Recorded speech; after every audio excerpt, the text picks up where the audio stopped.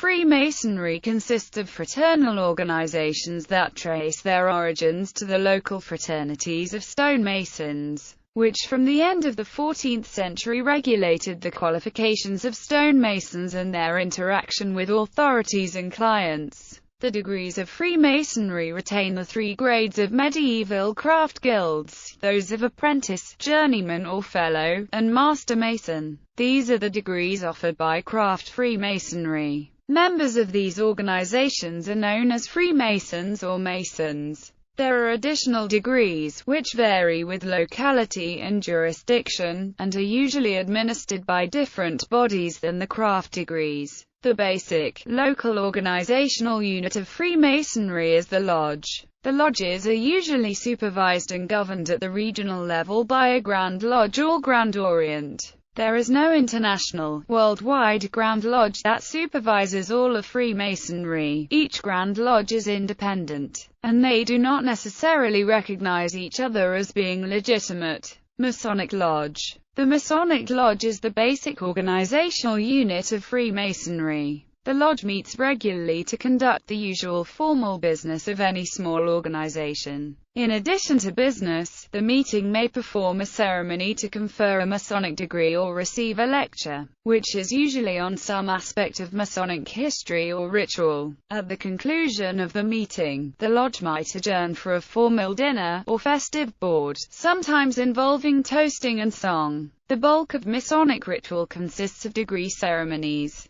Candidates for Freemasonry are progressively initiated into Freemasonry, first in the degree of entered apprentice. Sometime later, in a separate ceremony, they will be passed to the degree of fellow craft, and finally they will be raised to the degree of master mason. In all of these ceremonies, the candidate is entrusted with passwords, signs and grips peculiar to his new rank. Another ceremony is the annual installation of the master and officers of the lodge. In some jurisdictions, installed master is valued as a separate rank, with its own secrets to distinguish its members. In other jurisdictions, the grade is not recognized, and no inner ceremony conveys new secrets during the installation of a new master of the lodge. Most lodges have some sort of social calendar, allowing Masons and their partners to meet in a less ritualized environment. Often coupled with these events is the obligation placed on every Mason to contribute to charity. This occurs at both Lodge and Grand Lodge level.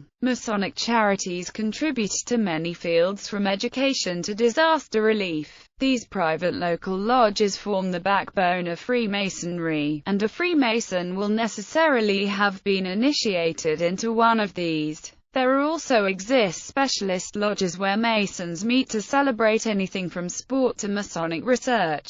The rank of Master Mason also entitles a Freemason to explore Masonry further through other degrees, administered separately from the craft, or Blue Lodge, degrees described here, but having a similar format to their meetings. There is very little consistency in Freemasonry. Because each Masonic jurisdiction is independent, each sets its own procedures. The wording of the ritual, the number of officers present, the layout of the meeting room, etc., varies from jurisdiction to jurisdiction. The officers of the lodge are elected or appointed annually. Every Masonic lodge has a master, 2 wardens, a secretary and a treasurer. There is also a tiler, or outer guard, who is always present outside the door of a working lodge. Other officers vary between jurisdictions. Each Masonic lodge exists and operates according to a set of ancient principles known as the landmarks of Freemasonry. These principles have thus far eluded any universally accepted definition. Joining a lodge, candidates for Freemasonry will have met most active members of the lodge they are joining before they are initiated.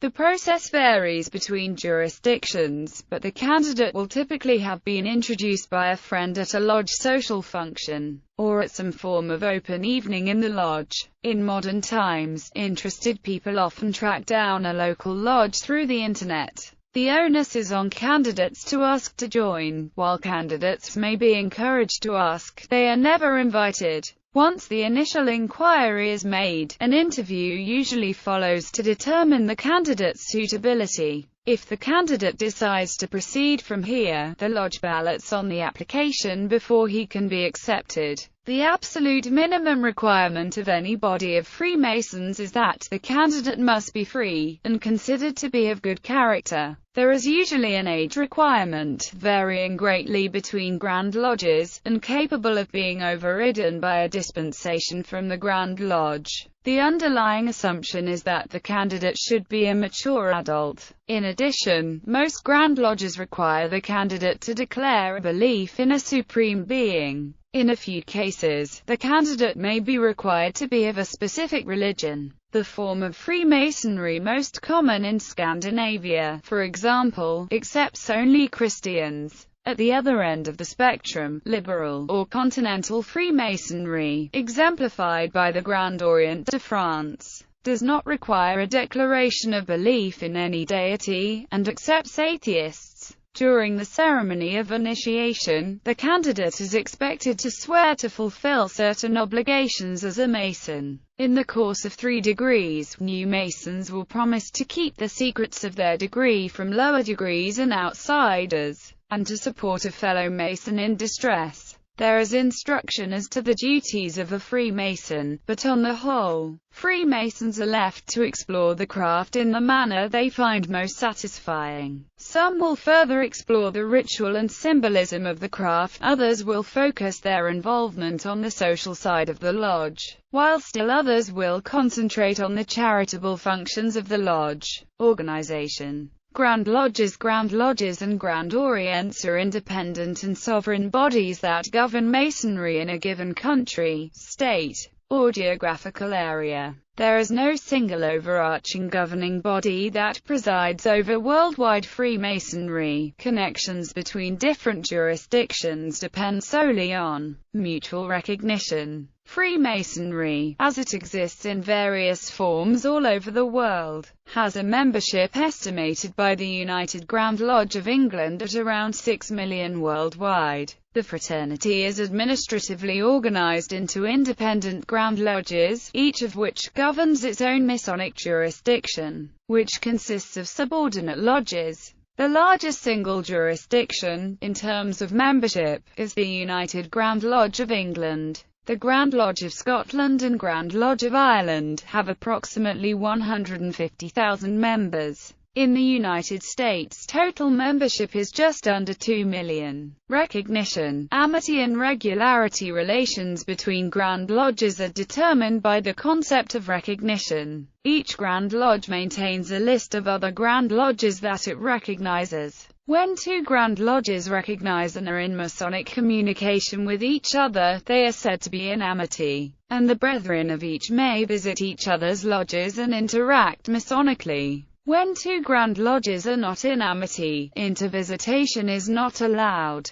There are many reasons why one Grand Lodge will withhold or withdraw recognition from another, but the 2 most common are exclusive jurisdiction and regularity. Exclusive jurisdiction is a concept whereby only one Grand Lodge will be recognized in any geographical area. If 2 Grand Lodges claim jurisdiction over the same area, the other Grand Lodges will have to choose between them, and they may not all decide to recognize the same one. Exclusive jurisdiction can be waived when the 2 overlapping Grand Lodges are themselves in amity and agree to share jurisdiction. Regularity is a concept based on adherence to Masonic landmarks, the basic membership requirements, tenets and rituals of the craft. Each Grand Lodge sets its own definition of what these landmarks are, and thus what is regular and what is irregular. Essentially, every Grand Lodge will hold that its landmarks are regular, and judge other Grand Lodges based on those. If the differences are significant, one Grand Lodge may declare the other irregular, and withdraw or withhold recognition.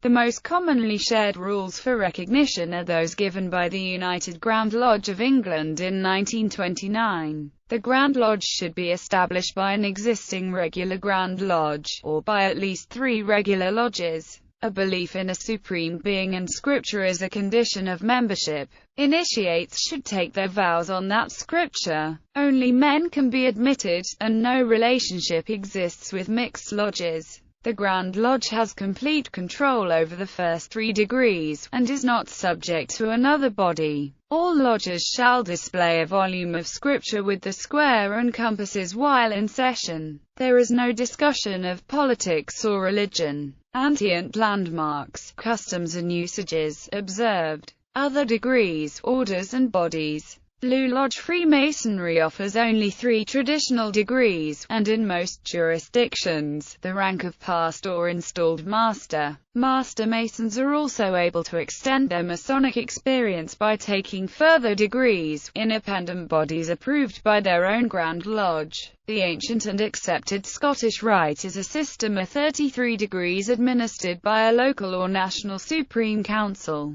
This system is popular in North America and in continental Europe. The York Rite, with a similar range, administers 3 orders of Masonry, namely the Royal Arch, Cryptic Masonry and Knights Templar. In Britain, separate bodies administer each order. Freemasons are encouraged to join the Holy Royal Arch, which is linked to Mark Masonry in Scotland and Ireland, but separate in England. Templar and Cryptic Masonry also exist. In the Nordic countries, the Swedish Rite is dominant. A variation of it is also used in parts of Germany. Ritual and symbolism. Freemasonry describes itself as a beautiful system of morality, veiled in allegory and illustrated by symbols. The symbolism is mainly, but not exclusively, drawn from the manual tools of stone masons, the square and compasses, the level and plumb rule, the trowel, among others. A moral lesson is attached to each of these tools, although the assignment is by no means consistent.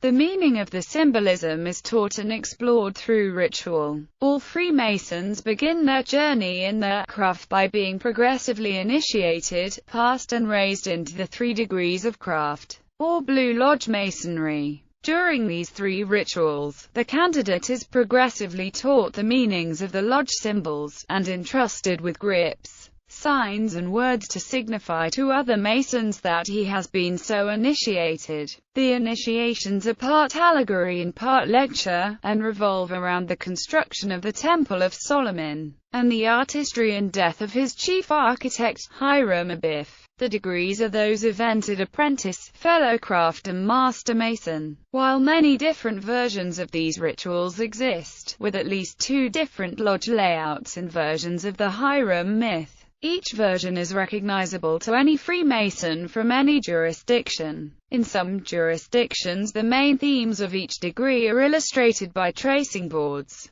These painted depictions of Masonic themes are exhibited in the lodge according to which degree is being worked, and are explained to the candidate to illustrate the legend and symbolism of each degree. The idea of Masonic brotherhood probably descends from a 16th-century legal definition of a brother as one who has taken an oath of mutual support to another. Accordingly, Masons swear at each degree to keep the contents of that degree secret, and to support and protect their brethren unless they have broken the law. In most lodges the oath or obligation is taken on a volume of sacred law, whichever book of divine revelation is appropriate to the religious beliefs of the individual brother. In progressive continental Freemasonry, books other than scripture are permissible, a cause of rupture between Grand Lodges.